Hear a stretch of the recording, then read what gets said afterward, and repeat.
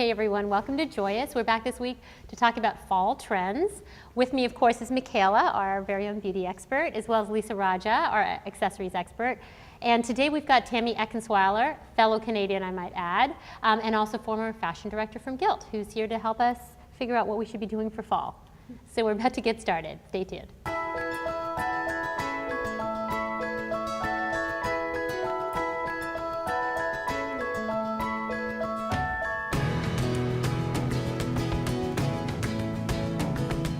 All right, so before we talk fall fashion, we're going to get started with what's going on with each of you this week that you want to tell us about. I have been fascinated with this idea of yoga for the face, and basically it's a series of exercises you can perform on yourself a couple times a week, and just like yoga lifts and firms and exercises your muscles, it's the same thing for your face. So, can you give us a demo? Yeah. I'm not going to give us a demo today, but I'm going to bring in the woman that will teach us how. Okay. I hear she's in Mill Valley. She just wrote a book called The Yoga Facelift. And I'm really into it because I'm always looking for natural alternatives to things like Botox and fillers and that sort of thing. That's why I love the bee venom mask that we have. So yeah, it's kind of going on in my world right now. I'm a big Housewives junkie, and the New York Housewives had Ranjana Khan doing face yoga on it. And since then, I've been like intrigued and wanting to try it. It's interesting. Yeah, I'm definitely intrigued by it for sure. All right. Well, you can be the first guinea pig, and then teach us all what to do. Tammy, what about for you?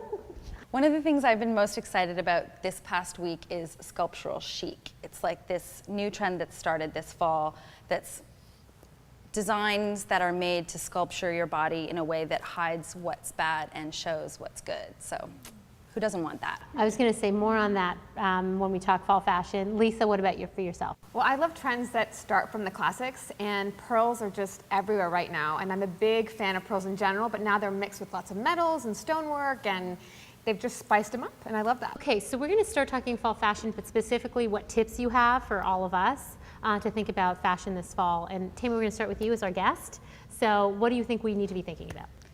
I think one of my favorite do's this season is red on red. Be brave and have courage and try wearing red on red, like a slick red trouser with a red blouse, or a red skirt with a red shoe, or a red lip with a red blouse. Be brave and try red on red. Okay, and what about a fashion don't? Definitely a don't for me is no leopard on leopard. No, no, no. Okay. It's just a bad look. It's too much, it's over the top. So if you're going to incorporate leopard, how do you do it? Just one piece. I think it can look great in a sheath dress, but don't put a black pump. Don't wear a leopard pump with a leopard dress. Or if you're wearing a leopard blouse, don't carry a leopard bag. I think it's overkill, and it looks a little tacky. Oh, okay. So Lisa, what about for you? What do you see? A big do for me is leather. It's a trend that's continued on, whether you're bold enough to take it in a shirt like Michaela's wearing, or in a skirt or shorts. If you're not feeling bold enough to do that, take it in a smaller, like a leather trim on a t-shirt, or a little leather pocket tee on a t-shirt. I think that way you get the trend, but it's not so in your face. And as far as a don't, I'm not really big on don't do this or don't do that, but I don't like putting 10 trends all in one outfit. It's overkill, it's confusing.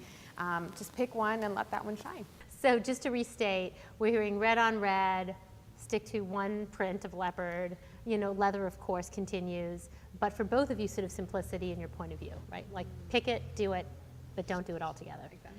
Okay, so Michaela, what about for you? What do we need to be aware of inside of beauty? Sure, so it's actually a similar story. I really am into simplicity when it comes to makeup, and you can throw on a killer red lip, pull everything together. It's on trend for fall, and you just look great. And I know it can be a little bit intimidating, but this is the time of year to really go for it on your lips. And when you pick the right color, it just pulls everything together. My one big don't is to not put on too much eye makeup or too much cheek color when you're wearing a red lipstick.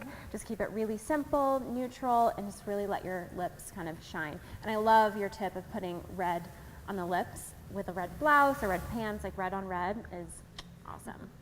All right, so I think we have it. We've got red, we've got leather, we've got leopard, and we've got simplicity as sort of the big talking point for all of you.